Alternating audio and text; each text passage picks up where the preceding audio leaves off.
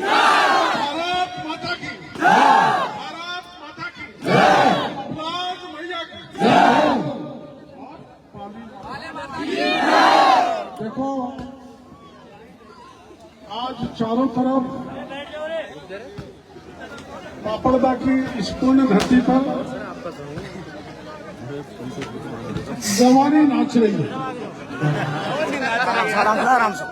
और ऐसे भाइयों को, ऐसी धरती को, ऐसे गांव को मैं बारंबार नमन करना चाहता हूं। आपने स्वागत किया,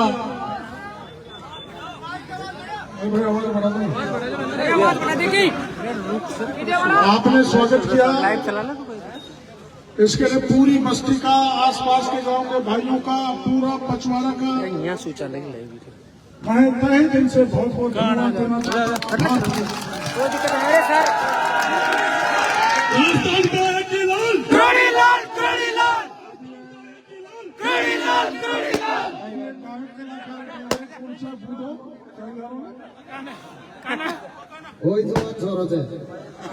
बाबो जवान छोरो से, बाबो जवान छोरो, इसका उदाहरण है ना आपको ध्यान। 69 साल की उम्र में आपकी आन बान शान की रक्षा के लिए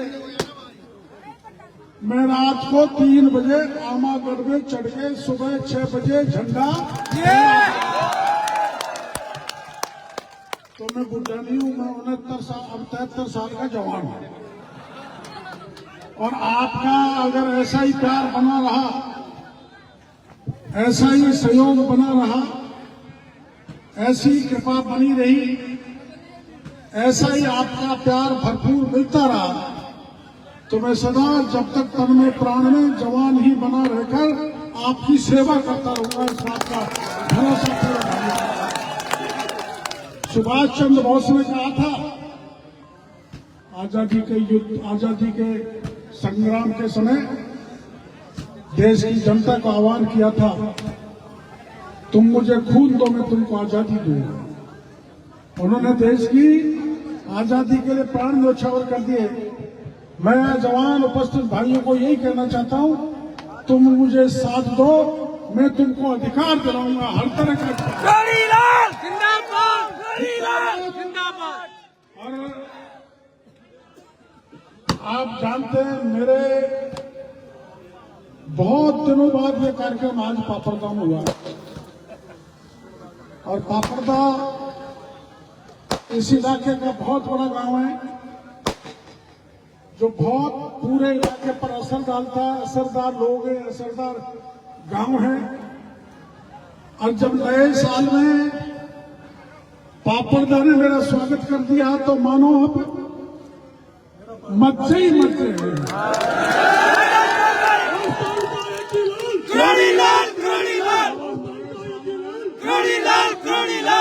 साल में मैं भी मजा लूटूंगा, तुम भी मजा लूटो।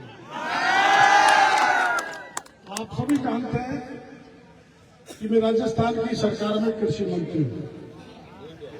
बनना तो कुछ और भी चाहिए था,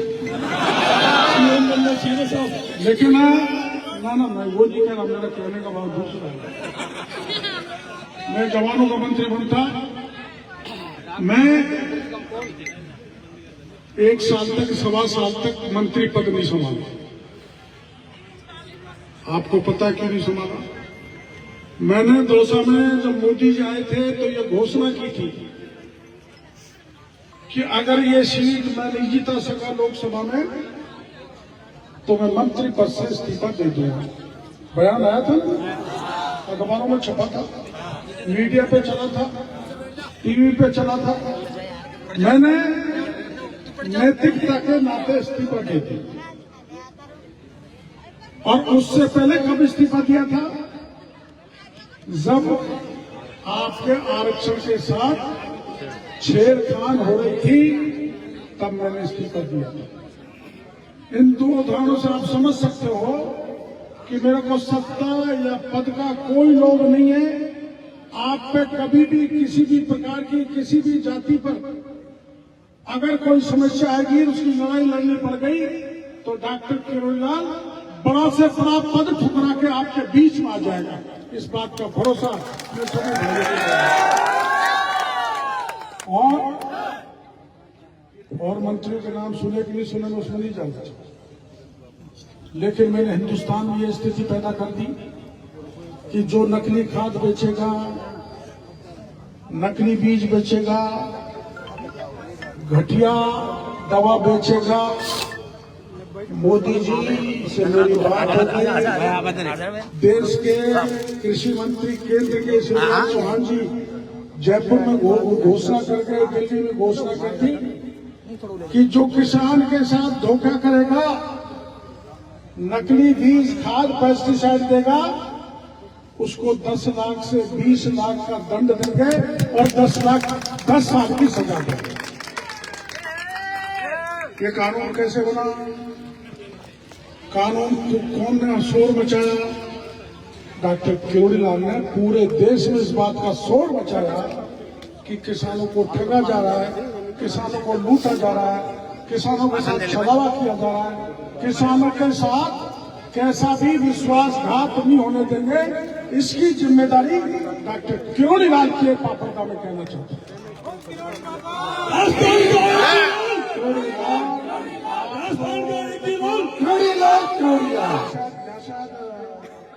यहाँ शायद कन्हैया दंगल होगा या क्रिकेट का खेल है। हाँ, क्रिकेट का खेल है। जवान ज्यादा मेरे जी से बूढ़े दिखाई नहीं देगा। ना आगे जवान जो आगे जवान। आपने जो क्रिकेट का खेल देखा, दूर दूर से टीमें आई। आज समापन के कार्यक्रम में मैं देख रहा हूँ कि पूरा पापड़ा एक जगह है। किसी भी प्रकार की पार्टी खत्म करके कार्यक्रम रखा है। इसके लिए पूरी बस्ती को बहुत बहुत आभार प्रदर्शन करना चाहता हूँ, धन्यवाद देना चाहता हूँ। और आपके बगल में हमने मीना हाईकोर्ट बनाया है। कौन कौन देखने गए? अच्छा, आप लोग देखने गए? और अपने अपनी लुगाइयों के साथ कौन कौन गए? ऐसा आदमी है बसी तो शादी नहीं बनाना।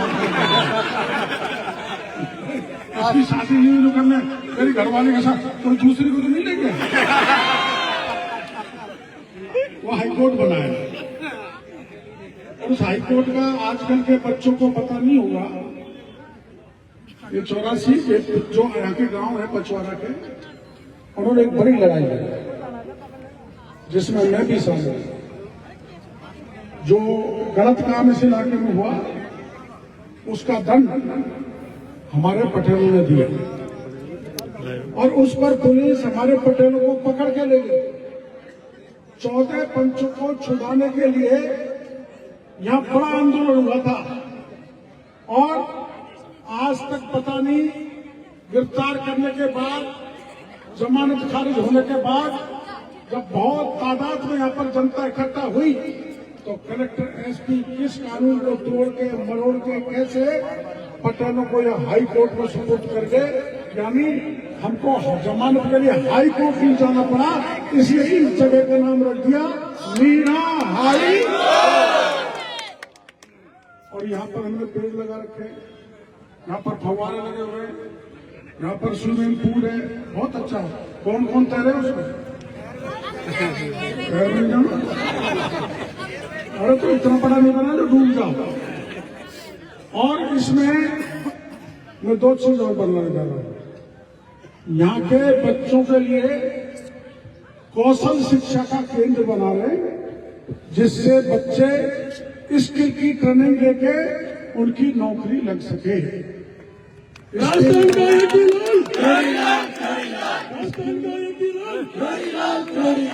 डेवलपमेंट सेंटर, कौशल विकास केंद्र, हुनर की जानकारी।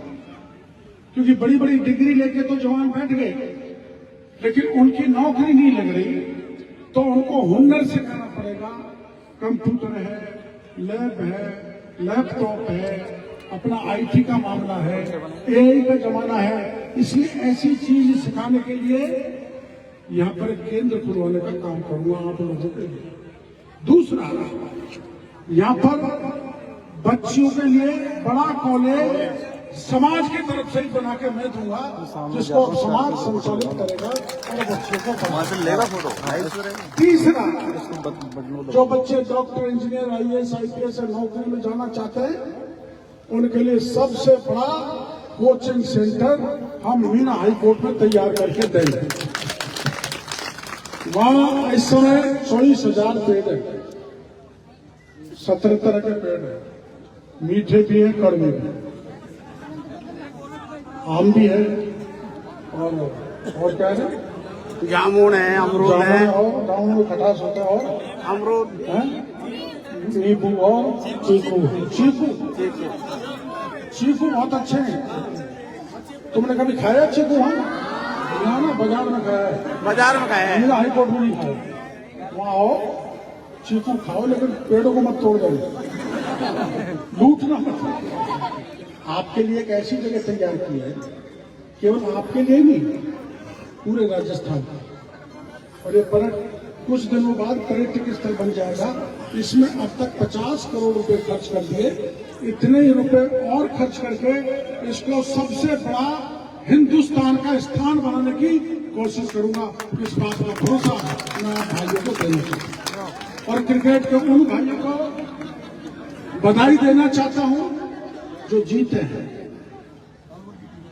जहां की भी जीती है। अलवर की टीम, मैं अलवर का प्रभारी हूँ, अब यहाँ से अलवर ही जा रहा हूँ, वहां का प्रभारी मंत्री हूँ, तो बड़ी खुशी की बात है। मेरे जिस जिले का मैं प्रभारी, वहां की टीम जीत गई, उसके लिए बधाई।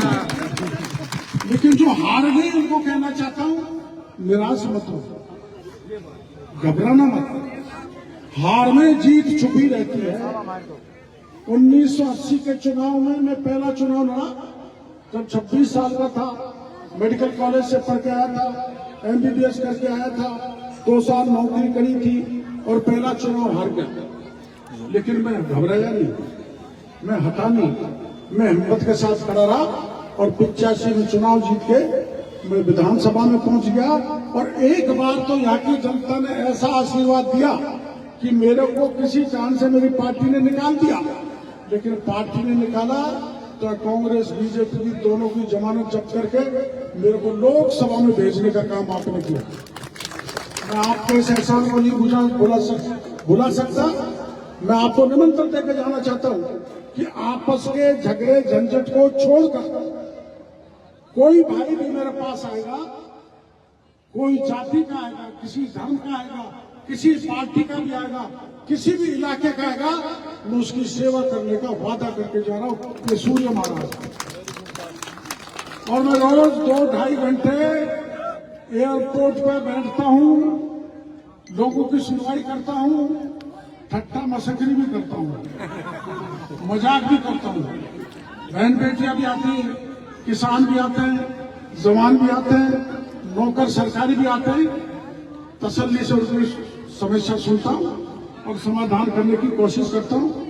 2-2.5 घंटे वहां, उसके बाद घर पे, उसके बाद ऑफिस में। सदा मैं इस बात का घोषणा करके जा रहा हूं, जब तक मेरे तन में प्राण है तब तक मैं जनता की सेवा करने का वादा करता हूं। कौन पकड़ा